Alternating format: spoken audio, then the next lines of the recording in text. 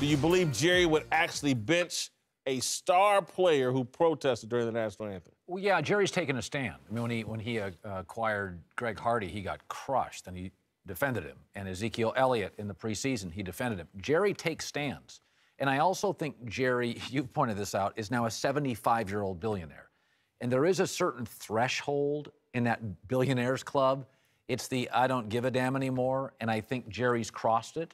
And maybe if Jerry was 42 and was on social media and was younger and wasn't worth $1 billion, and the Cowboys still had debts to pay. But I think at this point, Jerry's got opinions. He goes into these meetings and says, we're moving a team to Vegas, and we're moving the Rams to L.A., and I'm for Ezekiel. Look at Jerry's risks, Jason, in the last 2 years. He's taken stands on everything. He has. Listen, Michael Irvin knows Jerry Jones better than I do. And so I'm open to the other side of the argument. I am, however, in agreement with you. I think Jerry means exactly what he's saying here. I think there are people in America that are ready to draw lines in the sand and say, okay, we've heard you out, but it's time to move on. I went and took a knee.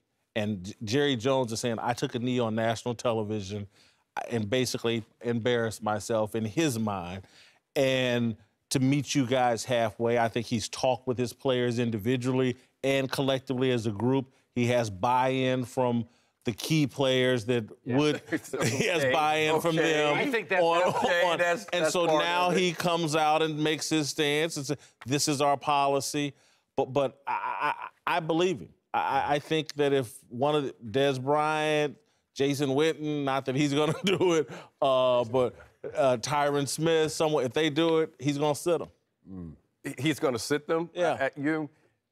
This is the thing. If he's talked to his key players and he understands where they are and he knows, like Dak Prescott made a statement that he would do it. Right. Now, so I believe that is the case. I don't necessarily like the statement, the way he made it. It's like, okay, I'm telling grown men that you need consequences. So he's talking to them like they're children. I don't like that aspect of it. But it's his team. He can set the rule. Do I believe he would do it? NFC Championship game. Dak Prescott, Tyron Smith, Zeke, they take a knee. They're not getting benched. They're not getting benched. I don't care what he says. I don't care what stand and what line he's drawn in the sand. To the playoffs. He hasn't put out. That was a regular season rule, Eric. He would be stupid if he did that. He's not going to do it. Playoffs into this now. Yeah, we're talking about playoffs. Well, he said, he was like, you don't play in the Star if you do. That's not true. He's lying. Now you're talking playoffs here. You done changed the whole conversation. Throw the scripts out.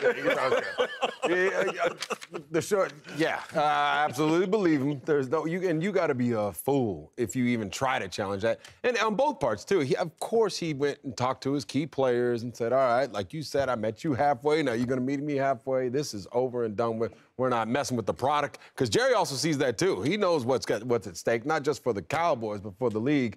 It's time, and you're starting. This is the beginning of the end of that protest. They're going to have to go other ways if they want to get their voices heard. If you don't think Jerry can control players, he now controls the league.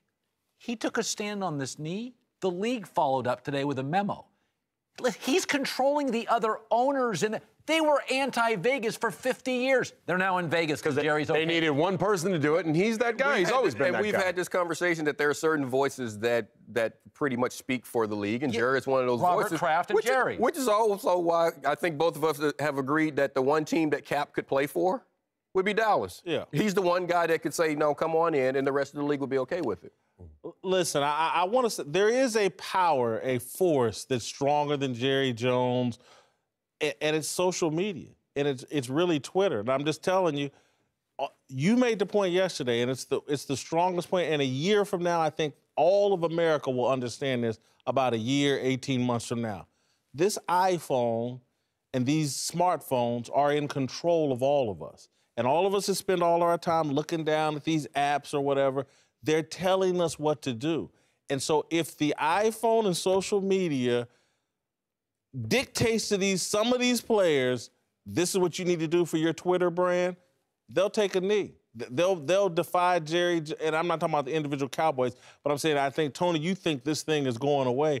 I don't think it's going away until Twitter says it's going away. Here, I mean, the only thing I'll say to that is, and I talked about this before, in order to be great at football, and just for better or for worse, I believe you better put football up here before everything else in your life. It doesn't mean stuff is not high on your list, but football better be up here, and you better be prepared if you're going to defy the owner of the team. I don't care if it's Jerry Jones or anybody, and you're going to say, this means more to me than my job? Like, my goodness, I think, first of all, I think your head's in the wrong place.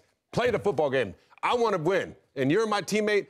Stop worrying about that stuff. I'm not saying it's not important. You better do that somewhere else. We're trying to win a football game when it comes down to it. Not allowed to talk about it, but we're watching people all over America choose Twitter over their job. It's happening in big places. Every day. Every day.